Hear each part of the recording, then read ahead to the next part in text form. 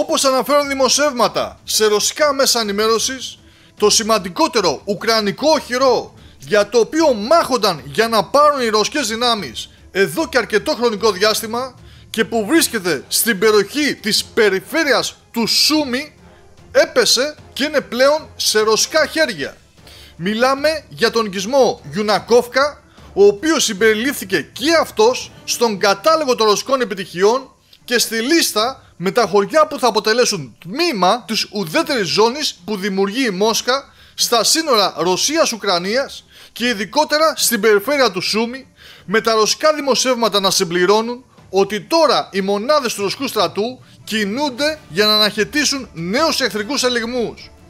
Έπεσε το ουκρανικό οχυρό, εκαθαρίστηκε πλήρως η πρώτη γραμμή άμυνας των Ουκρανών και τώρα οι Ρώσοι προχωρούν για τη δεύτερη, χωρίς ωστόσο να γνωρίζουμε αν η ουκρανική πλευρά θα δημιουργήσει και τρίτη ή σε περίπτωση πτώσης και της δεύτερης θα δώσει εντολή να οχυρωθούν οι ουκρανικές ένοπλες δυνάμεις εντός της πόλης του Σούμι για να την υπερασπιστούν με μια νέα αστική σύγκρουση που σίγουρα θα καθυστερήσει την προώθηση του ρωσικού στρατού.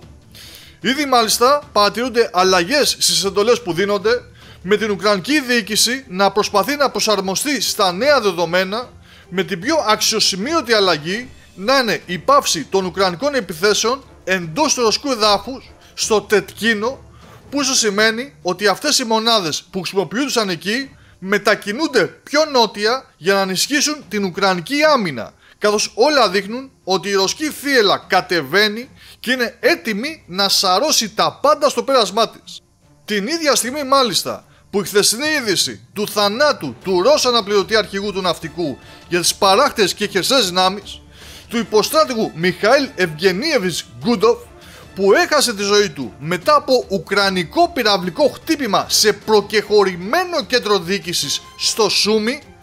δεν επέφερε πτώση του ηθικού των Ρώσων, αλλά αντιθέτως το αναπτέρωσε, καθώς ο υποστράτηγος Γκούντοφ είναι πια ένας ήρωας της Ρωσίας, αφού αντί να χρησιμοποιήσει το βαθμό του και να παραμείνει σε ασφαλή απόσταση από το μέτωπο, κλεισμένος σε κάποιο γραφείο, αυτός θέλησε να βρίσκεται στην πρώτη γραμμή μαζί με τους συμπατριώτες του. Μαύρα μαντάτα λοιπόν για τους Ουκρανούς στο Σούμι, που έχουν πλέον μπροστά τους ένα πολύ δύσκολο Σαββατοκύριακο.